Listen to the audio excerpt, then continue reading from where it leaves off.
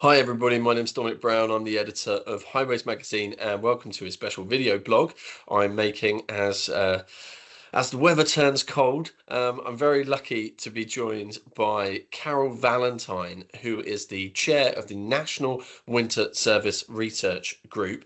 That's the key national body working across the UK that creates the guidance for Highways Winter Service, which is gritting the roads, getting rid of the ice, the snow, making them passable through winter, upholding statutory responsibilities in that area that local authorities have, and just generally helping you get to the key amenities in your area: hospitals, schools, shops, etc. So the winter decision makers work throughout the year trying to prepare the best, most effective use of their limited resources to make sure that there's people are protected, lives are saved, and of course transport keeps moving. And the winter gritter drivers on the front line get up in the dead of night to get out there when the weather turns cold, when the weather forecast says that there might be some snow or freezing conditions. And they're out there gritting the roads. And so we owe them a massive, massive thanks. They really do amazing work, often unnoticed, I'm sorry to say. So it's really good to be able to speak to Carol today. She's running the National Winter Service Research Group and has gone through some changes now, moving the group forward. And we talk about changes of structure that the group now has, and we talk about its plans for the future. And yeah, this is a really, to be honest, perhaps a little bit of a niche area of highways, but these are definitely unsung heroes. And it's great to have someone like Carol leading this organisation to make sure that they get the credit, the resources, the the networking and support they need and they deserve to do this vital work. So hope you enjoy this conversation. Hi, Carol. Thank you so much for joining us today. Really, really excited to talk about all of the great work happening at the National Winter Service Research Group. I know you've been spearheading as chair a lot of changes in the last few years. So just to get us started, how is life at NWSRG, and what changes have you made recently? I think life at the NWSRG is active. We're very much still an active group, which is great. And I'd say we're in good health as an organisation. So I'm really pleased to be able to say that. But you're quite right, Don. We've had a lot of changes in the past, maybe year, 18 months. And that includes work that we've been doing to, for want of a better expression, to modernise the organisation. We'd always been sort of incorporated the sort of a tag group, a technical advisory group with our steering group. We made the decision to sort of just make a bit of a separation of those two groups. They're still very much working together, still very much collaborating, but we felt that it was going to be advantageous to have a steering group that was very much focused around local authority and the Strategic Highway Authority needs. And then we could have a separate technical advisory group who would work by themselves, if you like, to establish how they could support us, how they could support the industry, and how they could support us as a steering group. And that's actually worked really well. So the technical advisory group, they've got two joint chairs, they sit on the steering group, and they really bring back to us what's going on within the tag group and vice versa. So that was one of the big changes that we made. We've also got an executive group, and that executive group consists of myself as the chair, the vice chair, who's Ian McDonald from Transport Scotland, David Denner as our secretary from Wales, and also we've just recently had National Highways join the exec group, so that's really good news for us. And we've also got an absolutely fantastic secretary from the IHE, the secretariat, and we've got Cheryl Brown, who provides us with absolutely excellent stuff looking after the website, etc. We've also changed our funding model as well, and I think it's something that members would really be interested in, because if we go back, there's been various iterations of funding over the years, and one of them was that members used to fund it. They would pay money towards that, and then we moved to the tag group funding it, and now we're just looking to get external funding as we need it from maybe the Department for Transport, National Highways, and that any funding we'll get, we've got a base funding which we use to pay sort of our secretariat, etc., IHE, and our technical advisor.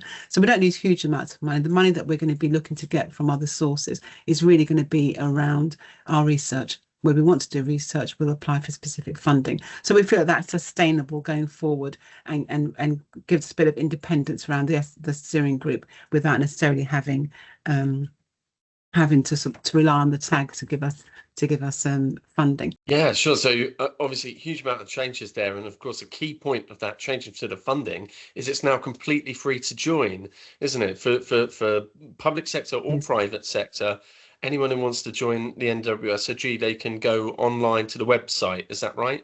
And sign up?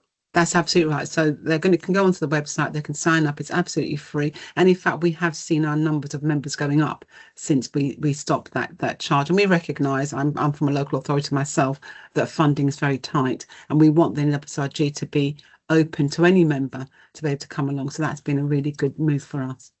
So last year you announced plans for a review of the current National Winter Service guidance. Can you give us an update on that? Yeah, well, our practical guidance has been around for a few years now, and it's sort of aligned to the well-maintained and well-managed highways, whichever version people are looking at.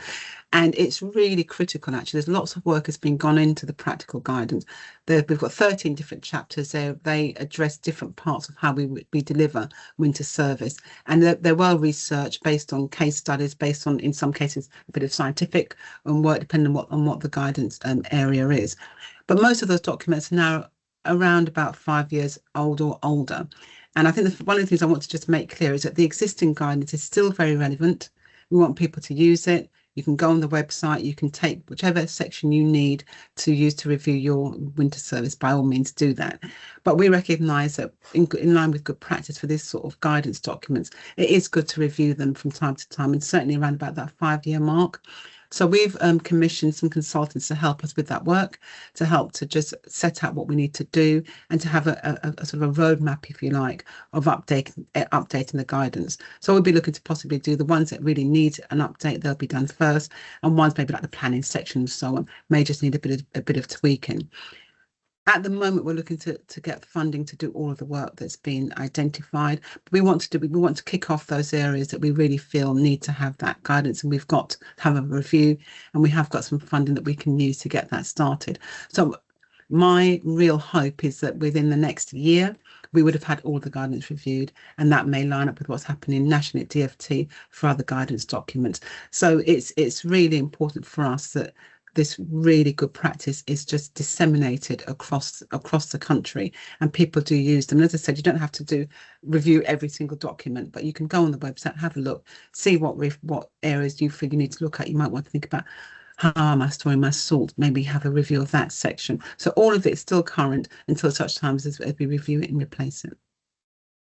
Yeah, and this is the key document, obviously, for best practice. It's the best advice for best practice. It's also a great way of, and without getting too in depth here, but it's a great way of making sure that you are in line with your responsibilities under the law, under the any kind of civil charges, against civil suits against you that may come up if, heaven forbid, there is a crash on the roads in winter.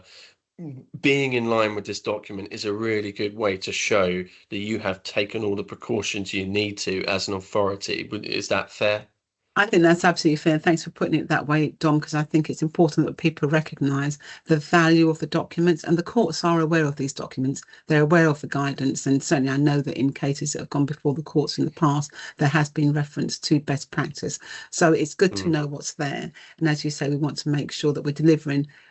None of us want to end up with an insurance claim, because we care about people's lives. So if we can use the guidance, doesn't mean you won't ever end up in court, but at least you know that you've been applying the best guidance that there is out there. So this year, one of the big developments at the NWSRG was the launch of some road shows. I should declare an interest here, because I was actually involved in chairing a couple of them, but they went really well. I think everyone can agree, despite the fact I was involved. So we had one in Manchester and we had one in Scotland. Do you want to just talk us through what those roadshows do, and what the future is, because they may be coming to an area near you? Yeah, we were thrilled with the road shows in terms of how they went this year. So I think part of the thinking behind it, working with the steering group and with our technical advisory group, is to bring the message and what's contained in the guidance out to as many people as possible. So we recognise it was important to get into the localities, select subjects that people are really interested in hearing about, and I think it's all very well having the guidance, but seeing how it works through practical case studies, we think is really very compelling to help people to make that move to adopting what the guidance says. So, working with our technical advisory group, who actually have been fantastic in helping to identify the papers that get submitted, and people can submit a paper, and we'll say a little bit about that in a moment, of a really good case study you might have, or something that's worked where you've applied the guidance, and then we use that, and that's what forms the basis of the presentations on the day. And the feedback that we've had is that these localized roadshows are absolutely needed. People want them, and they do help us to deliver the guidance in a very practical, very easy to understand way. So that's been really good for us, and certainly for next year, we're planning another 2 road shows, possibly London, the Southwest, Bristol, that sort of area, and or the East Midlands, or somewhere in the Midlands. So we very much want to keep the momentum. And I think what I would say to members that are listening to this vlog is that we'd really like you to get involved. We want members who we know that there's fantastic work going on out in winter maintenance across the country, and we want other people to hear that. So if you've got a really good case study, something you've done working with one of the suppliers, or just applying the guidance in your own area, and you've seen real benefits to your winter service, please by all means contact us. Our website is there. When we put out for a call for papers for the next roadshow, which probably be around April of next year, then we certainly want to be able to say, actually, we've got some really good submissions, which we have had, actually, to be fair, for these ones, but we'd like more local authorities to be involved and to share what they're doing and the best practice with the rest of the industry.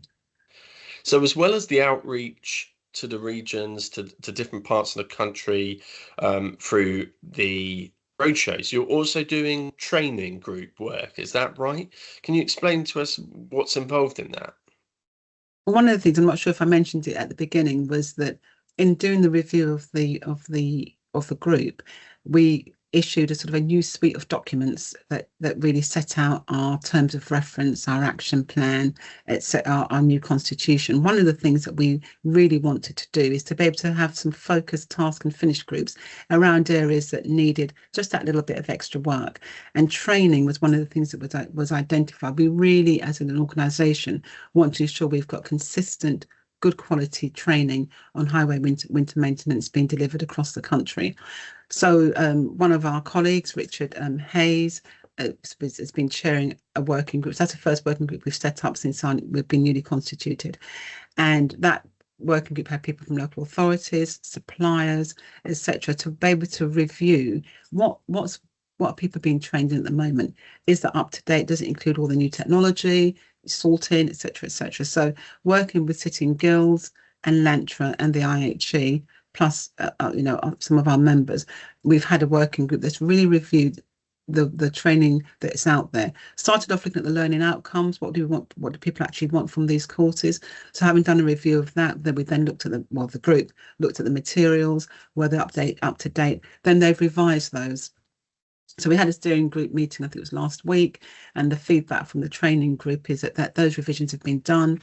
All the materials have been updated, and so now I think we're confident that for the next few years, of course things will change, that our training materials with those key providers are reflecting what's needed in the industry. So I just really want to say thanks to everybody that was involved, and to thank those training providers for being willing to work with us to update the material and make sure that it's what we need for today and the future. Perfect. So NWSRG, definitely the place to go for all of your training, all of your guidance needs. So final question, is there any message you'd like to send out to the members and to anyone who isn't yet a member of NWSRG? And I should say it's open to authorities right the way across the UK, isn't it? So everyone can join, and the private sector as well, of course, if you're working in winter. But is there any message you'd like to send out to them? To members, I think I'd like to say we really appreciate people joining. As I said, we have had a number of authorities joined since we've changed all the funding and since we've got up to date. So that's fantastic. And we are very much an active group, so people can get involved.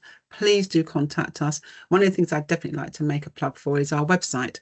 So we've got a really good website that's maintained by, I say, by the IHE.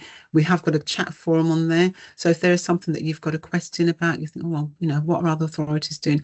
Please do use the website or send us an email, and we'll make sure that that gets out and you can get an answer back. And where that's been used over the past year or so, it's been really, really effective. Also, I want to say, just so that members understand that we're, as well as the work that we do, we're very much linked in with the UK Rose Leadership Group and the new Adaptation, Biodiversity and Climate Change group, which sits underneath within what I call the highways ecosphere of all these different organisations. But we're very much embedded with that. So we're not sitting somewhere different. We're very much engaged with what's happening across highways. And certainly for us over the past year, and again, Dom, I want to thank you. We've been involved in presenting at Cold Comfort. We have a stand at Cold Comfort. And this year, Cold Comfort was at Trafex, and we had really good feedback from our members and from our technical advisory group that actually that was a good venue for us. Although, you know, I think there were a few people not so sure at first, but it certainly worked. So as far as the group is concerned, we certainly want to continue to be involved with Cold Comfort. It is a key national event that across the country, and you know, if we're invited, we're always happy to get involved. Absolutely, always invited. Love to have the NWSRG there. So that will be in May in Coventry. Cold Comfort obviously used to be a standalone event, as you said, just now integrated with Trafex, and the idea there is so everyone can come along and they get everything they need in the one event. So you get your winter service, you get your traffic, you get your transport, you can find out about EV charging at Trafex now. So it's a kind of a festival of traffic and transport. And yeah, as you said, I think some people were a little dubious at first, but I think it was a resounding success. So yeah, really excited. And what do you think might be the key topics next spring coming out of this winter? Obviously, we'd love to have you along and present. A lot of it depends on what comes out of this winter, but I think there's always going to be learning from what people do. One of the things that we're really keen on, in fact, just before I did this interview, I was on another sort of webinar talking about innovation and developments. That was more about materials. But I do think as an organisation, we're very much engaged and want to see how technology, sensors, all of those sorts of things, traffic data. There's so much in the technology innovation field that I really feel that we feel as a group is going to influence the way we deliver winter service over the next 5 years and beyond. So I'd love to see how we can be more engaged, and those are the sorts of topics I'd like to see. I think as well, Dom, it's as a NWSRG, we're also linked and do some work with PIARC. So we're looking at what's happening internationally as well. So again, any learnings that we can get and any collaborations we can make, we'd love to bring that to Cold Comfort next year. And if I could just put out a plug for everyone to join us at Cold Comfort 1st to the 22nd of May at Trafex in Coventry, and do look out for the NWSRG road shows. And in the meantime, if you have any burning questions in winter service, put them up on the NWSRG website in the forum. Carrie said there's this forum now where people can go post questions and get some response from the members. Is that right? That's absolutely right. We do that. And just a final word from me, research is in our title, and it's something we always want to do. So again, if members have got ideas of areas that they would like us to think about research or to commission some research or even support them in that, then by all means do let us know. Brilliant. Thank you so much for joining us. Carol Valentine, Chair of the NWSRG. Thank you. Great work and best of luck with the winter season. Safe journeys, everyone.